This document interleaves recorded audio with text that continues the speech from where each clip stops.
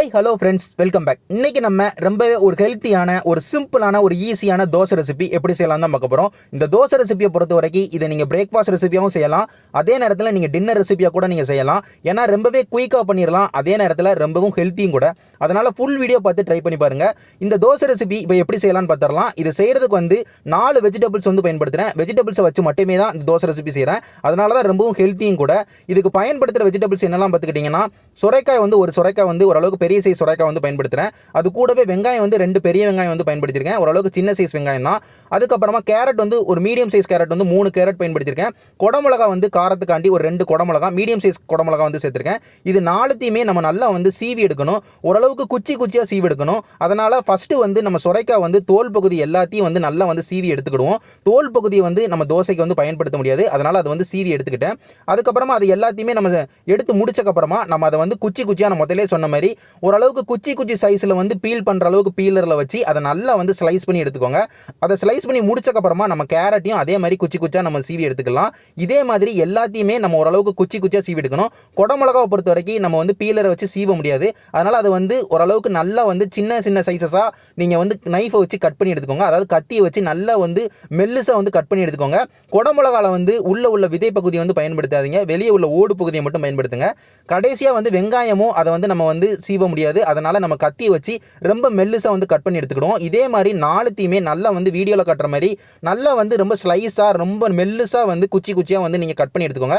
இப்போ கட் பண்ணி வச்ச எல்லா வெஜிடபிள்ஸையுமே நம்ம ஒரு பவுலுக்கு மாற்றிடுவோம். சுரைக்காயை பொறுத்த வரைக்கும் உங்களுக்கு இந்த தோசைக்கு நல்ல ஒரு டேஸ்ட் தரும். அதே நேரத்தில் கேரட்டும் நல்ல ஒரு டேஸ்ட் தரும்.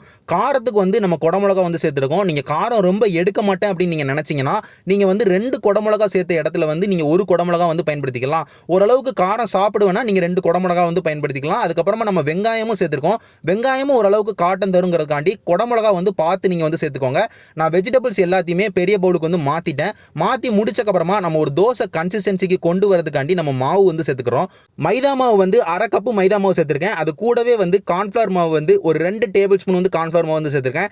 கார்ன்ஃப்ளவர் மாவு ரொம்ப சேர்க்காதீங்க. தோசை ரொம்ப ஒரு இறுகின மாதிரி ஆயிரும். அதனால் ஒரு 2 டேபிள் ஸ்பூன் மட்டும் சேர்த்துக்கோங்க. மாவு சேர்த்தக்கப்புறமா நம்ம மசாலா எல்லாமே சேர்த்துக்கிறோம். மசாலா என்னெல்லாம் சேர்க்குறேன்னு பார்த்துக்கிட்டிங்கன்னா, கரம் மசாலா ஒரு 1/2 டீஸ்பூன் சேர்த்துருக்கேன். அதுக்கப்புறமா மிளகாய் வத்தல் பொடி ஒரு 1/2 டீஸ்பூன் சேர்த்துக்கிறேன். மிளகாய் வத்தல் பொடி கொஞ்சம் பார்த்து சேருங்க. ஏன்னா குடமிளகாவும் சேர்த்துருக்கனால ரொம்ப காரமாயிராம ஒரு 1/2 டீஸ்பூன் மட்டும் நீங்கள் சேர்த்துக்கிட்டிங்கன்னா ரொம்பவே கரெக்டாக இருக்கும். அதுக்கப்புறமா மஞ்சள் தூள் ஒரு 1/4 டீஸ்பூன் சேர்த்துருக்கேன். மிளகுத்தூள் ஒரு 1/2 டீஸ்பூன் சேர்த்துருக்கேன். அதுக்கப்புறமா உப்பு ஒரு 1/2 டீஸ்பூன் சேர்த்துருக்கோம். பத்தலைனா நம்ம திரும்ப சேர்த்துக்கலாம். அதுக்கப்புறமா இஞ்சி பூண்டு பேஸ்ட் 1/2 டீஸ்பூன் நான் சேர்த்துருக்கேன்.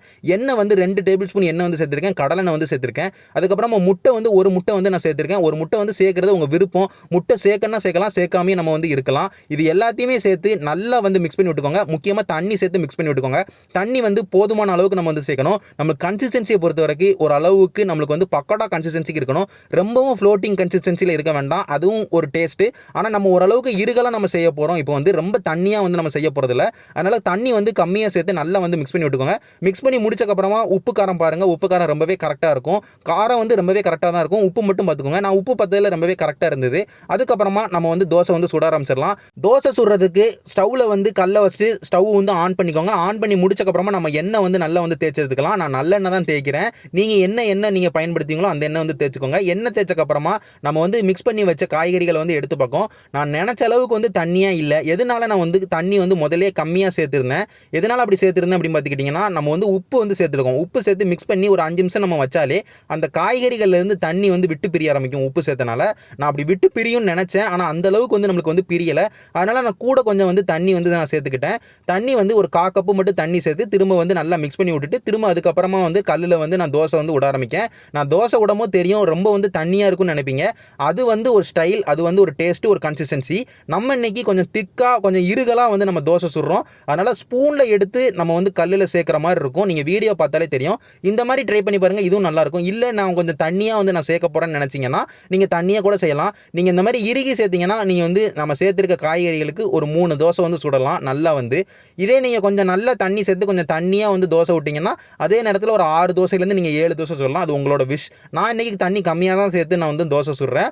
நம்ம சேர்த்துருக்க தண்ணி ரொம்ப தண்ணியாக சேர்த்துட்டோன்னா அதுக்கு தக்கன உப்பும் நம்ம கூட சேர்க்குற மாதிரி இருக்கும். அதே நேரத்தில் காரமும் கூட சேர்க்குற மாதிரி இருக்கும். அதை நீங்கள் பார்த்துக்கோங்க. தண்ணி நீங்கள் ரொம்ப சேர்க்கீங்கன்னா நீங்கள் உப்பு மட்டும் கொஞ்சம் எக்ஸஸாக சேர்க்குற மாதிரி இருக்கும். மற்றபடி எதுவுமே எக்ஸஸாக சேர்க்குற மாதிரி இருக்காது. இப்போ நம்ம தோசை சுடுறது பார்த்துக்கிட்டிங்கன்னா ஒரு 2 நிமிஷத்துல நிமிஷத்துலேருந்து ஒரு 3 நிமிஷம் மீடியம் ஃப்ளேமில் வச்சு நீங்கள் சுட்டாலே நம்மளுக்கு நல்லா வந்து காய்கறிகளும் வெந்துடும், அதே நேரத்தில் தோசையும் நல்லா மொறுமொறுன்னு வந்து கிடச்சிரும். ஃபஸ்ட்டு நம்ம தோசையை ஊற்றிட்டு அதுக்கப்புறம் சைடில் எண்ணெய்கள் ஊற்றிருக்கோம், அதுக்கப்புறம் மேலேயும் எண்ணெய் ஊற்றிருக்கோம். அதுவும் நல்லெண்ணெய் தான் நான் வந்து சேர்த்துருக்கேன். உங்களுக்கு விருப்பமான எண்ணெய் ஏதோ அதை வந்து நீங்கள் சேர்த்துக்கோங்க. எண்ணெய் சேர்த்து ஒரு 2 நிமிஷத்துலேருந்து ஒரு 3 நிமிஷத்துக்கு மீடியம் லோ ஃப்ளேமில் வச்சு நல்லா வந்து சுட்டு எடுத்தேன். கீழ் சைடு வந்து நல்லா வந்து வெந்துருச்சு. அதுக்கப்புறமா திருப்பி போட்டு மேல் சைடு வந்து வேக வச்சேன். ஒரு நிமிஷம் கழிச்சு திருப்பி பார்த்தேன், தோசை வந்து அந்த அளவுக்கு வேகலை. அதுக்கப்புறமா வந்து திருப்பி போட்டு திரும்ப ஒரு நிமிஷம் விட்டு நம்ம திருப்பி பார்க்கும்போது தோசை ரொம்பவே நல்லா வந்துருச்சு. நம்ம வந்து முக்கியமாக ஒரு தோசை சுடுறதுக்கு வந்து ரொம்ப ஹை ஃப்ளேமில் வச்சிட்டோம்னா டக்குன்னு வந்து கலர் மாறிடும் நம்மளுக்கு காய்கறிகளுக்கு. ஆனால் காய்கறிகள் வந்து வெந்திருக்காது.